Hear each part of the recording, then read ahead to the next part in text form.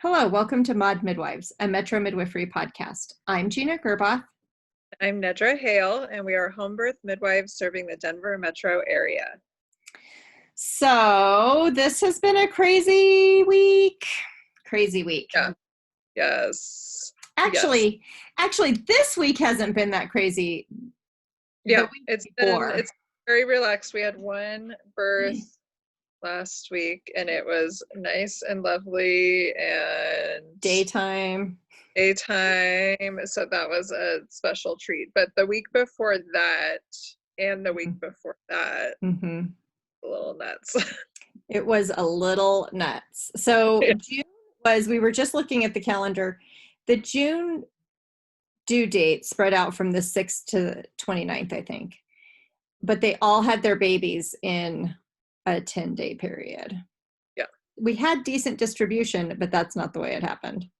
No. And so we had a couple of times where we had an overlap, and we, of course there's two of us, so that's okay. But yeah, it was tight. It wasn't, and actually it wasn't even an overlap. It was like we were finishing up at one labor and somebody else's water broke, but then didn't have their baby till the next day. So there never were two people in active labor at the same time. But yeah, I was thinking of that one where you were finishing up and I was heading to another one. Yeah.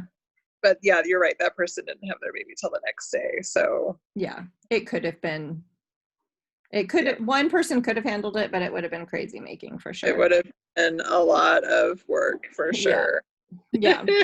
So we didn't really have a very planned topic for this week. And we thought that maybe we would just talk about what we do when we have crazy weeks like we did, or 2 weeks spans like we did in the past, during June. So, just kind of a day in the life of a midwife. So I would say it's funny because, we have brought two students into the practice. One lives in Denver, but the other one lives in Albuquerque, and she's only coming up for, a couple of weeks here and there. And what's funny is that not one of the babies came during the first midwife's time on. And then when the visiting midwife was here, she got to go to 5 births. So it was really funny the way that crazy just happened, and she just got this really busy period of time that she was here. So how fun for her. Yeah. And she didn't, because she was traveling, she didn't have her family things to deal with, and, was able to just go sleep and catch up on rest and go to the next birth or the next clinic day. Because, clinic days don't stop with all these births. Right. Yeah. So we had some days where we had to do some coverage for each other for the office, and that worked out fine. And we had to call in another assistant just once. And but Julia made it to all the rest, right? Am I right about that? No, wait. Yeah, she made it to, we had 7 births in 10 days, and she made it to 6 of them. Yeah. That was great. We're very grateful to the other assistant. You know who you are. Thanks. And it was busy too. That was a long one. Yeah. We're really glad to have her for that, for sure. So yeah, I mean, it was fine. And actually, because of the way we were able to, I was able to come home from a birth and switch call over so that you could take calls so I could sleep. And it worked really well that way, that we could just trade off. Yes. Our schedule was out the window. I think we redeveloped our schedule 3 times during that 2-week period. Okay, well, you take this day and I'll take that day. And yes, that's how it worked. And then a couple times in there, I had to go down and see my dad. Right. And so then I'm like, can you take call for this day? Because I've got to go down, because he's having some problems, as you know. So it's just it was just one of those periods where you just anything goes. You just do it, whatever it is. Yes. You've said before, you just walk through it. Yep. I don't like labor. You just get started. Yep. So talk about how that is to have a special family situation going on. This is not the first time this has happened to This you. is not the first time. So, for those who don't know my story, I moved to Colorado to take care of my mom when she had breast cancer. So my first 3 years in practice here, I was also caring for her. And there were times where I had you back me up a few times when there were things going on, especially when she was at the end of life. When it was really crunch time, you definitely stepped in and helped me with my people, and that was wonderful. It's challenging to be on call and be having to care for someone who's ill, and I'm Yeah. definitely heading into that kind of a situation. Although Dad still lives on his own, and I don't know that it'll end up being the same situation. It's just, it's where I'm heading into caring for another parent. Mm-hmm.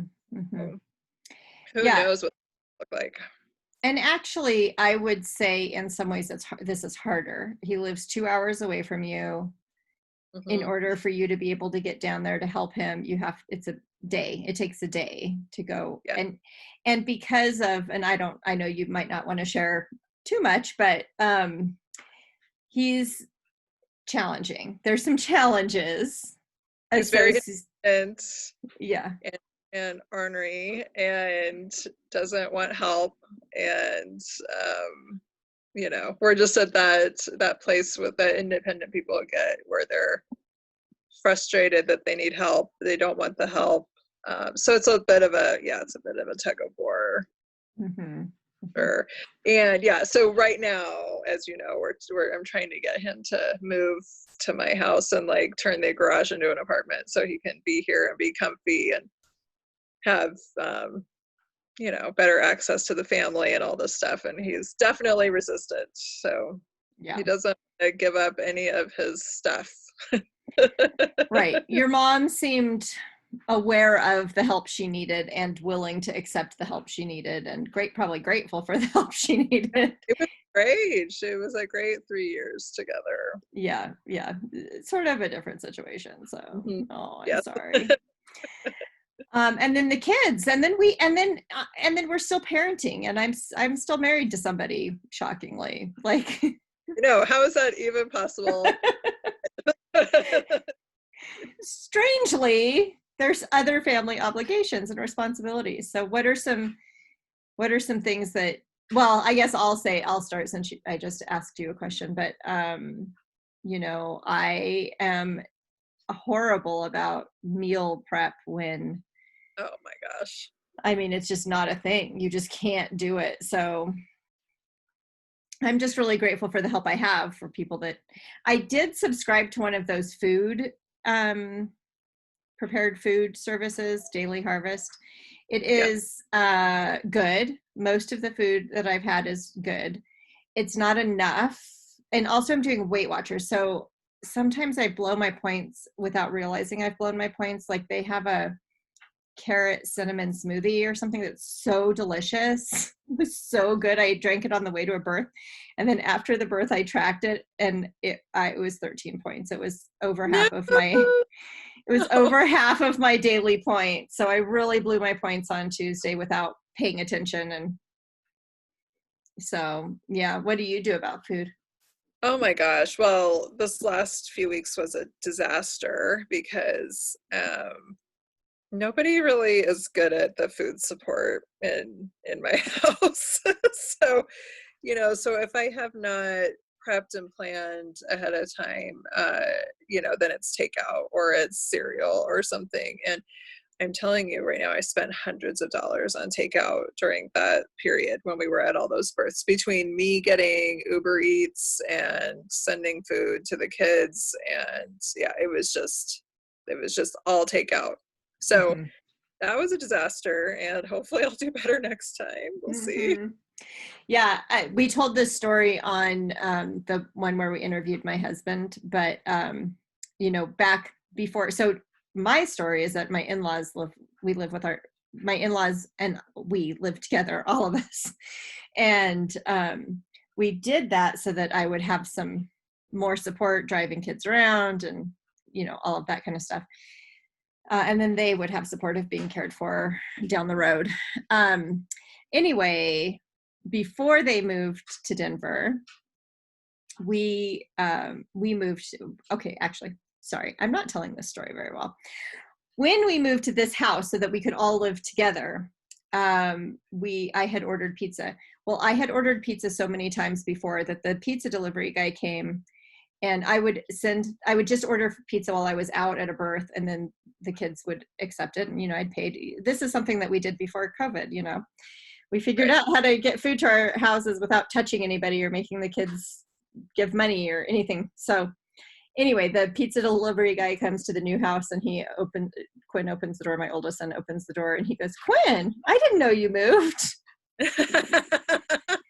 It was really horrifying because that's, and this was before Uber Eats. And so this is what you did. You ordered pizza. So yeah. Oh my gosh. It was a budget. It was part of the budget for every birth. It had a $25 pizza budget. Now we spend $50 every time we get pizza, but right. Once upon a time we could spend 25. Yep. And a massage. I used to budget a massage for every birth too. I look forward to the days where we can have a massage again. Oh, I'm desperate. I want a massage so bad. I mean, I know that there are people getting haircuts out there and all these things, but I am not. Like, we're still really isolating as much as possible, and we desperately need haircuts and pedicures and massages and whatever. I mean, we need all the things, but we're not going to get them for a while. Yeah. It's just going to be crazy. Yeah, I miss it though. I can live without my haircut. I can live without a pedi, but I really miss getting a massage. Yeah. Births are hard. They're hard work. And so when you're doing back-to-back births and you're losing sleep and you're maybe not eating as well as you should have been, I mean, I can at least take comfort in the fact that the smoothie that I had was really nutritious, so right. I spent 13 points on good nutrition, but it was a lot. Anyway, so we're doing all these things. We're getting depleted. It's exhausting, and it makes us sore, and it makes us tired, and it makes us, we can get, and the masks add another layer. We don't stay hydrated while we're at a birth because you have to go outside to take a drink of water. Like, it's much, much more complicated with the masks. So yeah, those N95s, it's not like you can just take it off. You have to do all these things, and then to get it back on, you have to do all the things, and it is just, it's not easy. I thought I would share with you something that my student, when we were doing all these births, she had those little face wipes, like from Whole Foods or something. And she would, every time she'd take her mask off, she would wipe her face down. And I thought that looked really refreshing. And I'm going to get some of those. It's a great idea. Because you've mentioned that it messes with your skin. Yes. Oh, even the regular masks. Yeah, they really make my skin grimy. It feels weird. Yeah. So I have such oily skin. So I think it just must I don't think it does anything to my skin, but it does. It would feel really nice to wipe my face down. Yeah. I think. Great idea. I love it. Yeah. Yeah. So there's helpful tip number 1. Yes. Actually, I think we've got other helpful tips, but and then we talked about nutrition or food prepping and stuff. What about exercise? How do you make exercise fit into weeks like that? Or do you? That was a challenge. I definitely fell off. I squeezed it in when I had time, which we didn't have a lot of time. So, keep in mind that all of my exercise for the most part is outside right now. So then there's the extra complication of having to have it happen when it's not too hot and all of this. Mm-hmm. So I usually try to walk 3 miles most days, and I probably got that done maybe twice a week during that period. And I try to do yoga to some extent every day, and I probably got that done once a week during that period. So not great. Didn't do a good job. Yeah, I actually long ago learned that I can't really do extra exercise on a day that I was at a birth. So, or if I missed sleep that day, because I actually have gotten sick after birth because I think I just pushed too hard. So Yes, I am at a point in my life where I prioritize the sleep over everything yeah, else. And so if I haven't slept, the rest of it, forget it. Even if yeah, I have to eat a sandwich for dinner and, you know, yeah, yeah, I'm with you. yeah, yeah. So, other ways that we might accommodate, crazy busy schedules. And I was going to say, June and July were always busy months. I actually don't think anybody from June was a COVID transfer. No, I don't think so. We do have 2 Julys that were, that could be probably categorized that way, late transfers in July. But in June, it was just always going to be a busy month. So there was a certain amount of preparation that we could do and sort of did, but there is just a certain amount of just punting and figuring it out in Right. the moment that you have to do. So I love it when I use sports metaphors because I don't actually watch sports. But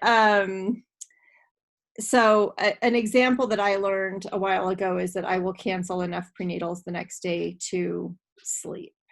Like just exactly like you said, prioritizing sleep to number Yeah. one. So I'll usually, I can't sleep if I'm up, let's say that I'm up until 4 a.m. and then I come home and I'm ready for sleep at 4 a.m.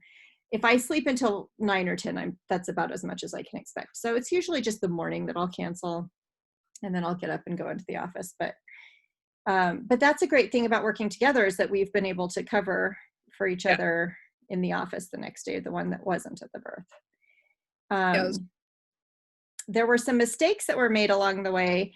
We had somebody was scheduled for a visit on a Friday, which we don't usually do Fridays. And I thought to myself, I need to reschedule her.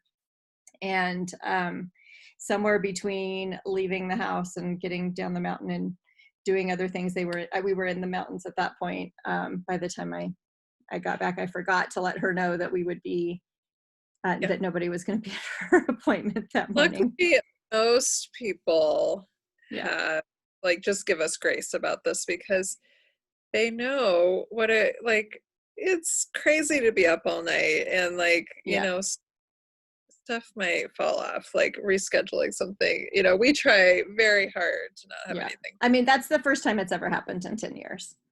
Really? Yeah. It's happened to me a couple times. Oh, good.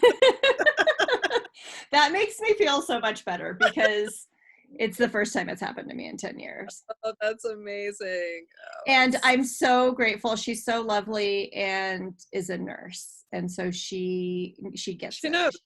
She gets being up all night. She gets the brain dead that happens. We are only human people. We are only human.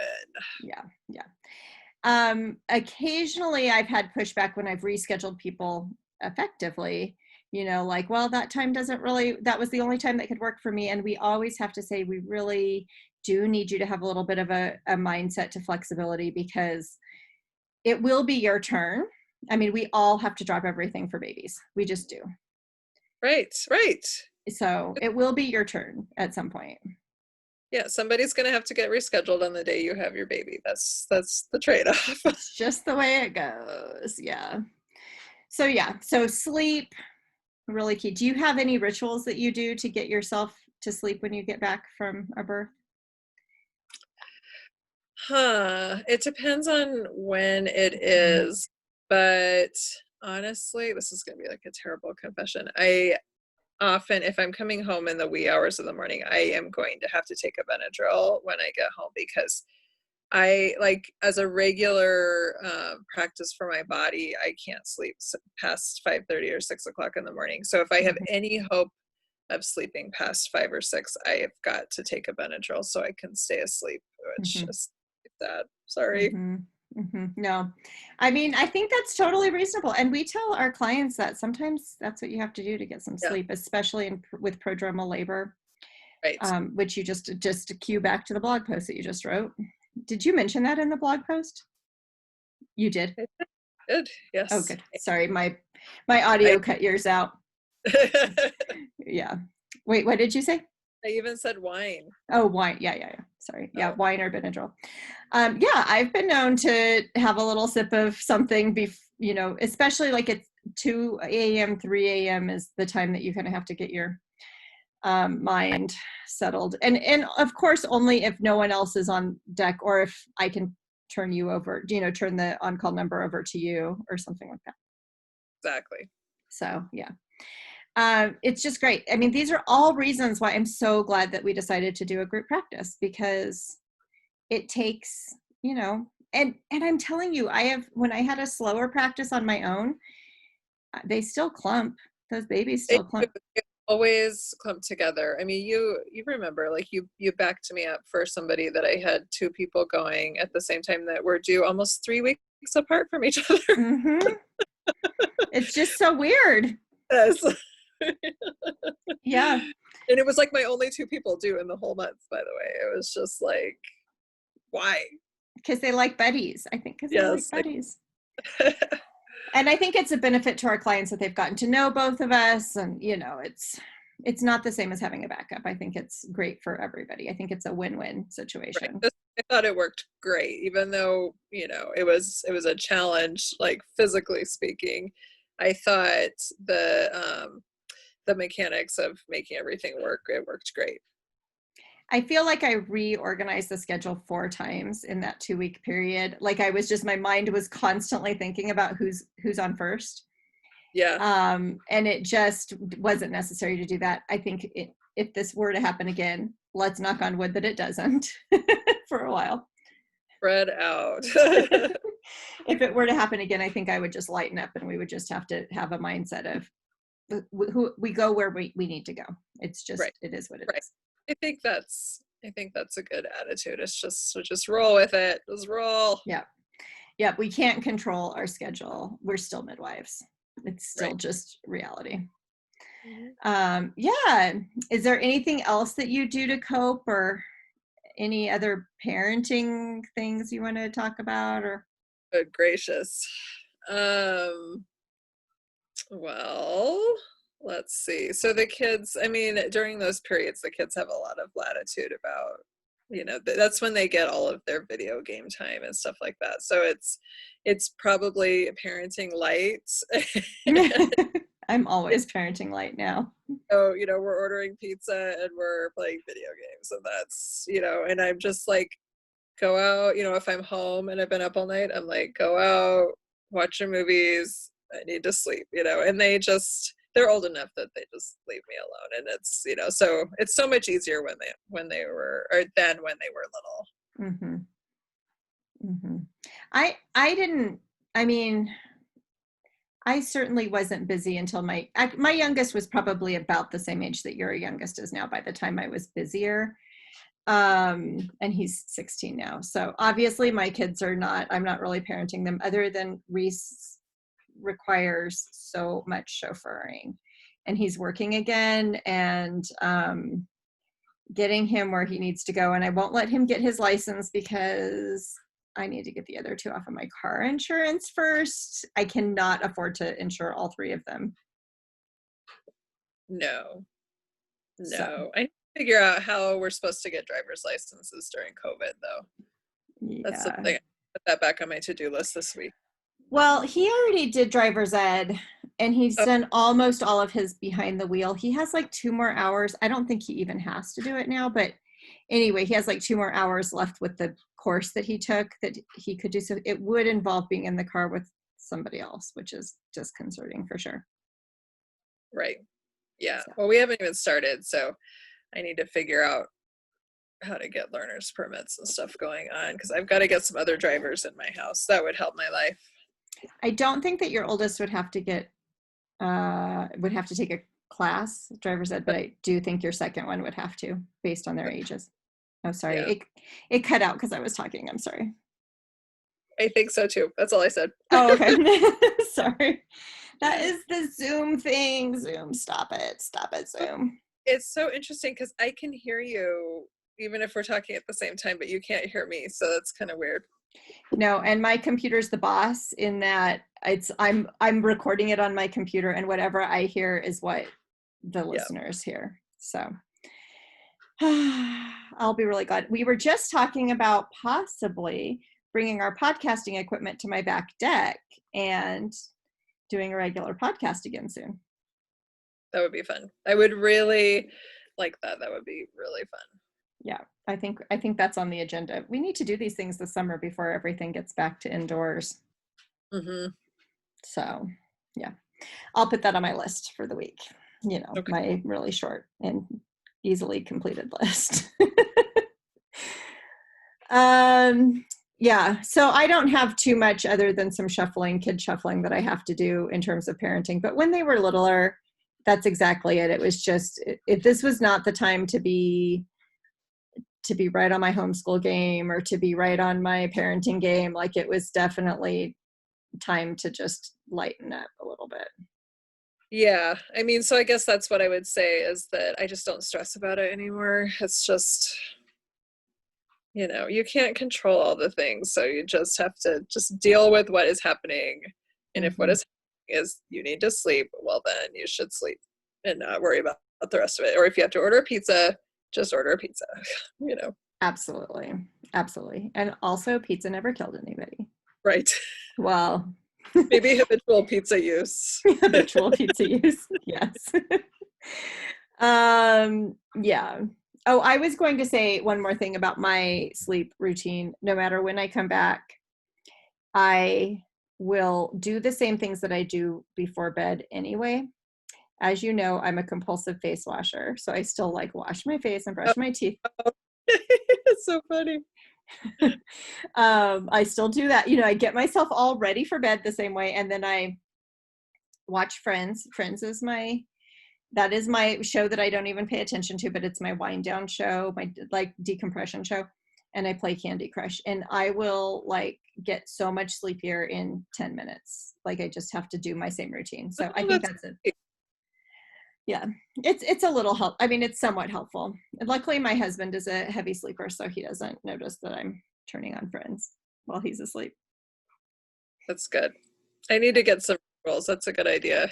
My usual ritual is to check my email and read something stressful right before I go to sleep. No, don't do that. Do not read your email before bed, ever. That is a big piece of work-life balance that I think merits talking about, is that I don't read my emails on the weekends or the evenings, or I try not to read them on the evenings. That's good. That's good. Do you have it so that you don't get notifications on your phone? Because it's just like, it just tells me it's there and then I have to go look at it, So at this very moment, I do have notifications, although I've been kind of just ignoring them and not looking. But I have before switched it over so I don't get notifications. It's so distracting. It's really hard to get other work done when you're constantly looking at your email. And unfortunately, I end up doing a lot of my teaching on the weekend now, just because our weeks have been crazy. So I have to get through my grading. And if I'm answering everybody's emails, I can't do it. Yeah. Oh, for sure. Yeah, it is very. Once things go back to normal, I plan to not be grading on the weekends again. That would be a goal. So anyway, yeah. So I think the key is just flexibility, but that was a lot of births in a short period of time. We have a busy July coming up. They look better on the calendar, but who knows how that will actually, well, one of our Julys is already here. So right. Yes. She had her baby on June 30th. So, one July is off the schedule, and then now we just have to see what happens with the rest of them. But that full moon was really bright last night. No, maybe we'll get one. Maybe we'll get one tonight. I think there's something brewing. So don't be surprised if we're another baby down next time we talk to you. So. All right. I think that's about it. I think this was just one of those, like, let's talk about how crazy this week was. It was crazy. It was crazy. But all the births were great. Everybody did great. All moms, babies, families, all happy. Yep. It seems like everything went smoothly. There were some, there were a couple long ones in there. They weren't all just, total butter, like we say, but. Like at first that all of them are going to be long, but it finished up strong. Yeah. The last couple were super fast. So that was really great. All right. But we made them. There's a very fine line between being fast and too fast. It's nice when they're fast. Let's not have it be too fast. Exactly. So it's all good. All right. Well, join us next week. We'll probably have a clinical topic or something a little more, meaty than this, but I said meaty too. meaty. Yeah, something for a little more food for thought. I think this is useful though, especially for new midwives or students thinking about how are they going to cope with crazy times like this. And I guess we would be remiss if we didn't say it's kind of fun too. There's a lot of adrenaline. There's a lot of excitement. Mm-hmm. It's exciting. Yeah. So I remember you saying that once a long time ago, years ago. It's kind of fun when you've got, one brewing when somebody else is in labor and it's like this whole, what's going to happen? I don't necessarily feel that much anticipation, but. And I may have changed my opinion like over the years now that I'm old and tired. Yeah, I'm sure you have. Much excitement in my life. Less of an adrenaline junkie than you used to be, maybe. Yes. But I do think midwives are adrenaline junkies. I'm also an oxytocin junkie. I love it. It does give me that really great sense of contentment and fulfillment when it's all said and done. So I love that. Yes. All right. Well, have a great week, everybody. Follow us on social at Metro Midwifery, and also subscribe if you haven't yet on Apple Podcast or Google Podcast or Spotify. We can also be found on YouTube. Whenever we do Zoom, we'll do it. I did give up my uploading the audio only to YouTube. It's too much work, but for at least for now, while we're doing Zoom, we're on YouTube too. So, yep. All right. Okay. Have a great week, everybody. Bye. Bye.